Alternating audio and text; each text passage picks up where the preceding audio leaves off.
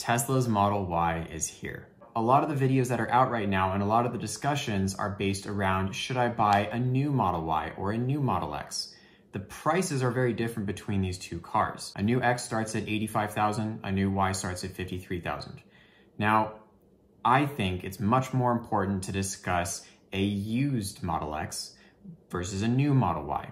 A lot of used X's, especially some of the earlier ones around 2015 and 16, are going to cost in the range of $50,000 to $60,000 today, which is a lot fairer to discuss when comparing a new Y. So I'm going to discuss 3 major reasons that the tech is better in a new Model Y and why you should consider this before buying one.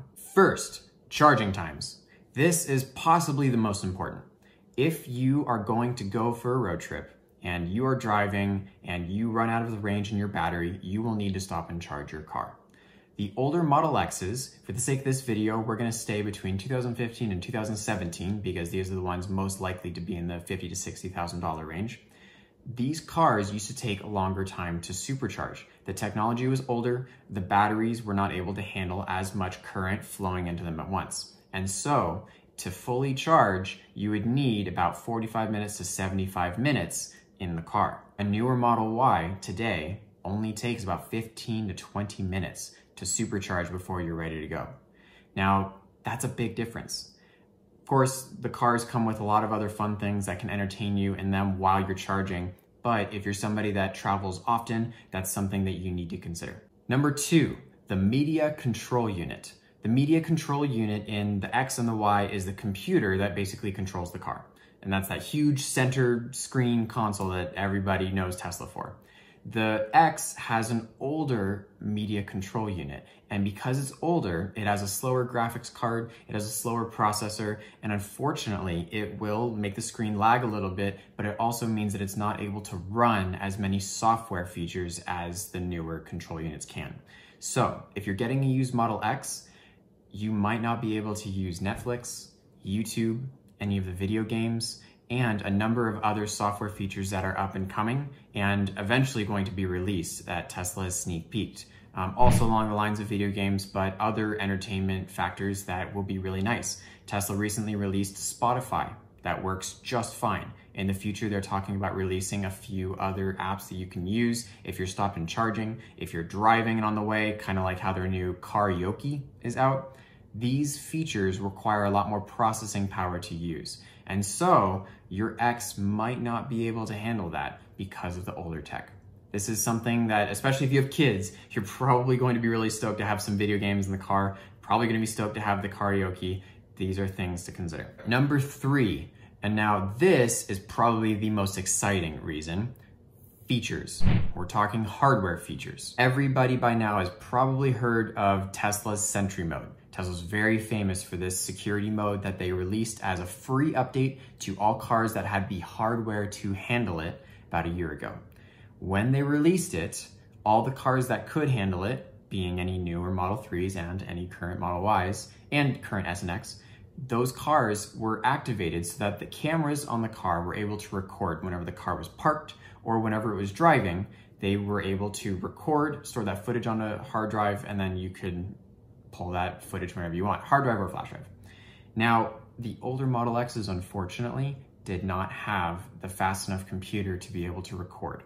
And if you go back before October of 2016, the older Model X's didn't even have the cameras. In October of 2016 is when Tesla changed from the 2-camera system for their Autopilot and their other convenience features over to their newer system, which has 8 cameras, which is the first iteration of the full self-driving hardware that Tesla's been so feverishly working on. That Sentry Mode and Dashcam mode that come with the newer cars is extremely cool. There was a story of a gentleman who was in a very unfortunate incident. He was in an insurance scam. Somebody pulled out and they had their lights off. It was in an old beater car and they baited the guy into hitting them. Very unfortunately, nobody could have avoided it. It was the last minute, but the guy was just driving home from work late at night, crashed into another car. The cops showed up and the guy who got crashed, of course, claimed that the Tesla driver was at fault, and the Tesla driver remembered that because of dashcam mode, he had footage of what happened. The footage saved the Tesla driver, and of course the other guy was the one that ended up being in trouble. Last thing I want to talk about in features is Tesla has an autopilot system that everybody's also familiar with and a full self-driving suite of features. These are also limited to cars with the newer processing systems. So if you have a car that's been built after August of 2017, then your car is able to handle a lot of the full self-driving features.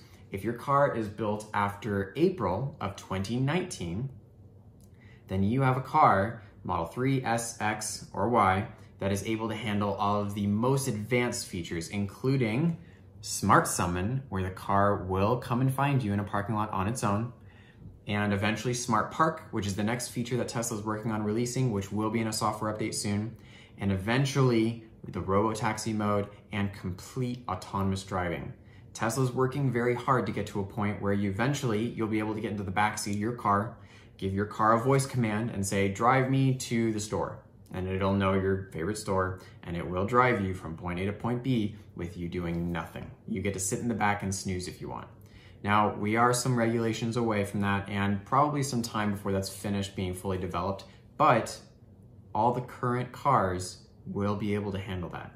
And that is a huge deal, especially if we're talking about something off into the future like resale value or how relevant the car will be in 2 or 3 years based on its technology. That's something else to consider. Please consider dropping a like. It helps the YouTube algorithm boost my video and it would help me out a lot too. And if you have any questions, please leave something below in the comments. Stay safe.